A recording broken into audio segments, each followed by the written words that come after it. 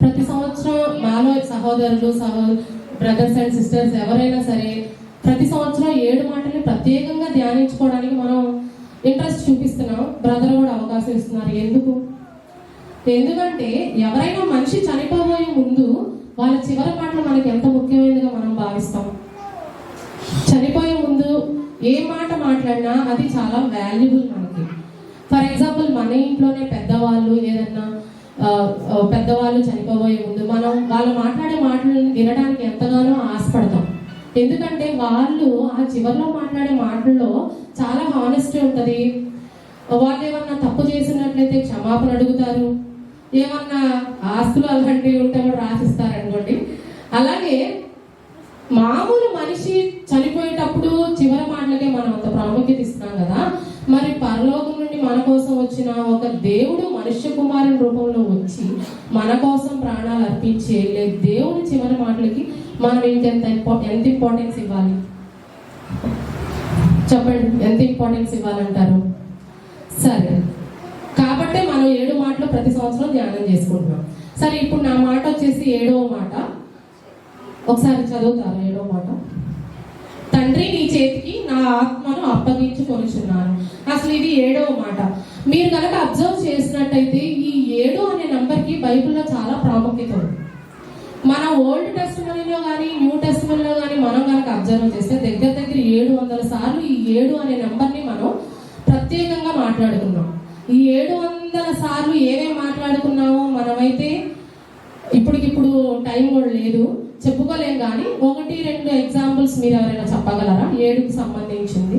ఆదికాండంలో కనుక మనం చూసినట్టయితే దేవుడు 6 రోజులు సృష్టి మొత్తం సృష్టించిన తర్వాత 7వ రోజు విశ్రాంతి తీసుకున్నాడు. అంటే 7కున్న ప్రాముఖ్యత అంత గొప్పది బైబిల్లో. అసలు 7 అనే దానికి అర్థం ఏంటంటే ఒక పని ఫినిష్ అయింది, కంప్లీట్ అయ్యింది అనేది దాని అర్థం. ఇంకా మనం రంగులు చూసుకుంటే విద్య 7, వీక్ డేస్ 7, ఆల్మోస్ట్ అన్ని 7తో ముడిపడినాయి. అలాగే 7 అనేది కంప్లీట్ ఫినిష్ అయ్యింది అనే దానికి కూడా అర్థం. ఏదైనా సరే ప్రారంభం కన్నా ముగింపు గొప్పది అనేది చాలా మంది ఉద్దేశం. ప్రారంభం ఎలా అయినా ఉండొచ్చు, కానీ ముగింపు ఎలా ఉండాలి? దానికి ఒక ప్రత్యేకత ఉండాలి. మనం పని ఏదైతే ప్రారంభించామో అది ఫుల్ఫిల్ చేసి కంప్లీట్ చేయాలి. అదే దాని ప్రాముఖ్యత.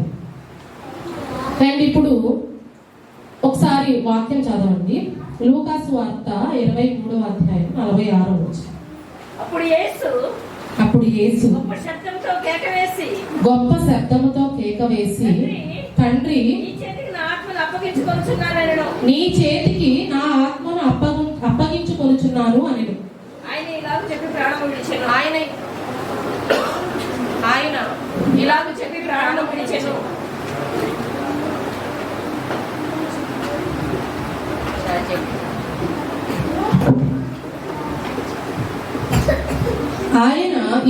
చెప్పి ప్రాణం విడిచింది.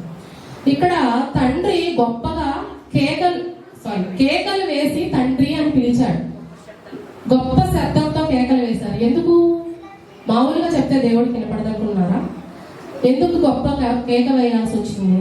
సరే, ఇప్పుడు మనం ఏదైనా ఒక పనిని పూర్తి చేసి, నేనైతే 2 విషయాలు చెప్పాలనుకుంటున్నాను. ఈ విషయంలో మనకి ఎప్పుడైనా ఎందుకు అరుస్తాం? ఒకటి బాగా సంతోషం వేసినప్పుడు అరుస్తాం, ఇంకొకటి బాగా బాధ కలిగినప్పుడు అరుస్తాం. బాధ కలిగినప్పుడు అరిచే సందర్భం అయితే ఇది అలా నాకు అనిపించలేదు. ఇది ఎందుకో సంతోషంగా అరిచారని మాత్రం నాకు అనిపించింది. ఎందుకంటే ఇప్పుడు ఈ పని పూర్తవగానే ఆయన ఎక్కడికి వెళ్తారు? తండ్రి దగ్గరికి వెళ్తారు. ఇప్పుడు పిల్లలు పొద్దున్నే స్కూల్కి వెళ్తారు, సాయంత్రానికి వచ్చేసరికి నేను గేట్ దగ్గర ఎదురుగా నుంచోగానే పరిగెత్తుకుంటా వస్తారు. ఎందుకు? పూర్తయిపోయింది స్కూల్, మళ్ళీ రేపు స్కూల్కి వెళ్ళాల్సిన పని లేదు. So happiness. ఆయన కూడా 33.5 సంవత్సరాలు ఆయన తండ్రి ఎడబాటు, అంత దూరం 33.5 సంవత్సరాలు తండ్రికి ఎడబాటుగా ఉండి ఇంకా ఈ చివరి మాటతో ఆయన తన పని పూర్తి చేసుకుని తన తండ్రి దగ్గరికి చేరుతున్నాననే ఆనందంతో కేకేసి ఉండొచ్చు అని నేను అనుకుంటున్నాను. సో ఇక్కడ మనం దేవుడు తన ఆత్మని దేవునికి అప్పగించినప్పుడు ప్రత్యేకించి చెప్పాలంటారా? నా ఆత్మ నీకు అప్పగించుకొంచున్నాను అని చెప్పి అవసరం లేదు. కానీ ఇక్కడ దేవుడు ప్రత్యేకంగా తన తండ్రికి ఎందుకు చెప్పాడంటే తన తండ్రికి ఎంతగా లోబడి ఉన్నాడో, తన తండ్రి పని పని పూర్తి చేసి వచ్చిన తర్వాత, తన తండ్రి ఇచ్చిన పని పూర్తి చేసి వచ్చిన తర్వాత నేను పూర్తి చేశాను అని చెప్పడం ద్వారా మనకి తనకు తన తండ్రి ఎడల ఎంత బాధ్యత ఉందో తెలుసుకోవచ్చు.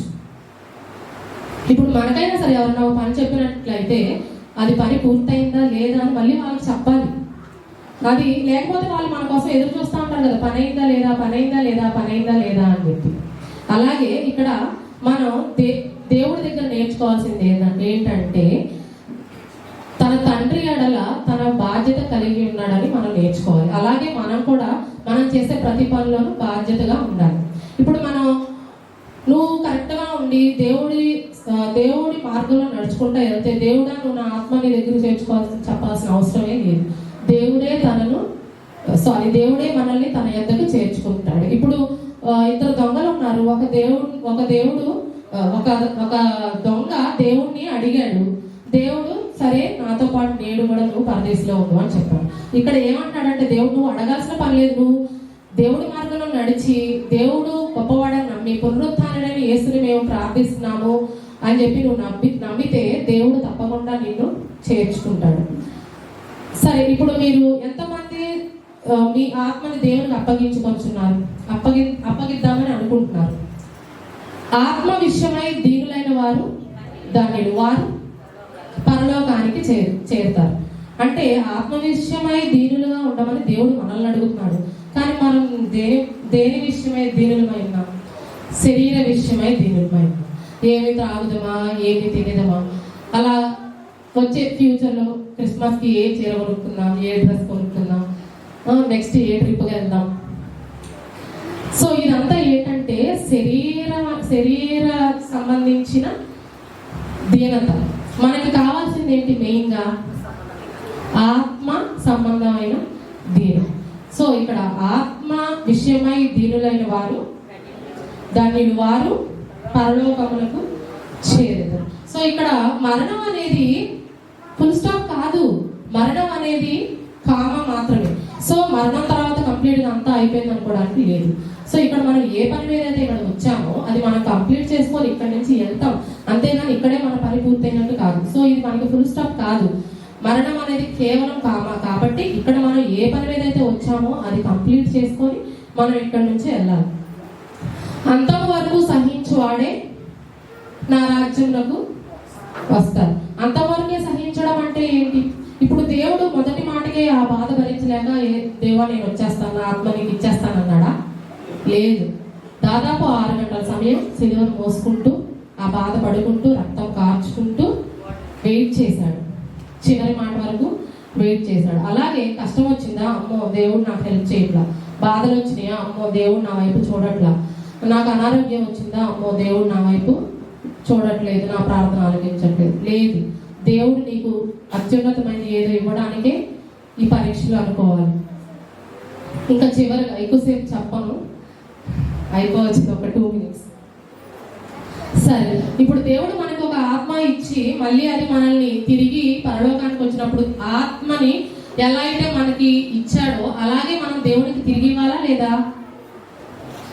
ఇప్పుడు మనమే మన ఫ్రెండ్కి ఏదన్నా ఇస్తాము, సాయంత్రం కల్లా ఇస్తామంటారు, సరేనని చెప్పి ఇస్తాము. దాన్ని డ్యామేజ్ చేసి ఇస్తే మీకు ఎలా ఉంటుంది? ఫీల్ అవుతాం కదా, అరే పాడైపోయింది అని. మరి చిన్న చిన్న వస్తువులకే మనం ఇంత ఫీల్ అవుతుంటే మరి దేవుడు మనకి ఎంతో ఉన్నతమైన ఆత్మను మనకిస్తే మనం దాన్ని ఎలా దేవుడి మార్గంలో తీసుకెళ్ళాలి, దేవుడి దగ్గరికి మళ్ళీ తిరిగి దానిని ఎలా చేర్చాలి అనే దాని మీద మనం ధ్యాస పెట్టాలి. అంటే ఇప్పుడు మనం బతుకున్నప్పుడు పాలసీలు కట్టుకుంటున్నాం కదా, చాలా పాలసీలు ఉన్నాయి. అసలు మెడికల్ పాలసీస్ అని, వెహికల్ పాలసీస్, చాలా పాలసీస్ ఉన్నాయి. అంటే మనం ఇక్కడ పాలసీ అంటేనే ఇక్కడ ఉన్నప్పుడు మనకేం ఉపయోగపడవు కదా, అంతా అప్పుడే మొత్తం అయిపోయిన తర్వాత మనకేమన్నా అంటే మనం ఇక్కడ లేకపోయినా మన పాలసీలు ఎలా ఉంటుందో తెలియకపోయినా మనం కడుతున్నాం. కానీ మనం ఇక్కడ మరణం అనేది మనం ఫుల్ స్టాప్ కాదు కామ అని తెలిసినా కూడా మళ్ళీ మరి అలాగే పాలసీ అంటే దేవుడికి పాలసీ అంటే ఏమి ఇస్తున్నావు నీ వైపు నుంచి దేవుడికి పాలసీ? నీ ఆత్మని దేవుడి దగ్గరికి చేర్చుకోవడానికి ఎన్ని పాలసీలు కట్టావు ఇప్పటికి? సరే, పాలసీలు అంటే మాకు వీళ్ళు చెప్తున్నారు, దానికి అది చేస్తే ఇలా అవుతుంది, ఇది చేస్తే మీరు ఎంత ఉపయోగపడుతుంది, అది చేస్తే మీకు ఎంత ఉపయోగపడుతుంది అని. మరి ఇక్కడ మన పాలసీ ఏజెంట్ అంటే దైవ సేవకులు మనకి ఎంతగానో చెప్తున్నారు కదా, ఇవ్వండి దేవుడికి, మీరు ఈ మార్గంలో మీరు వెళ్ళండి, ఇలా వెళ్ళండి, అప్పుడు దేవుడికి మీరు దగ్గర అవుతారు అని చెప్పి. మీ question to yourself, you question yourself that what you are giving to God. ఎంతవరకు ఇప్పటి వరకు ఇచ్చారు, ఇక ముందు ఎంత ఇవ్వబోతున్నారు అనేది. దేవుడు మనల్ని ఏమి అది చేయి ఇది చేయి అనట్లేదు, దేవుడే మనకి సమస్తం చేస్తున్నాడు. కానీ మనం దేవుడికి ఏం చేస్తున్నాం? ప్రతిసారి అది ఇవ్వండి ఇది ఇవ్వండి, అలా కావాలి ఇలా కావాలి అనే బదులు నా ఆత్మని నీ దగ్గరికి చేర్చుకోవడానికి నేను ఏం చెయ్యాలి, ఎలా నడుచుకోవాలి, ఇవన్నీ మనం ఆలోచించుకొని ఈ రోజు నుంచి దేవుడి మార్గంలో ఎలా నడవాలి, దేవునికి మన ఆత్మని చేర్చుకునే రోజు కోసం ఎలా వెయిట్ చేయాలి అనేది చూసుకుందాం. ఈ చిన్న వాక్యాన్ని దేవుడు దీవించును గాక.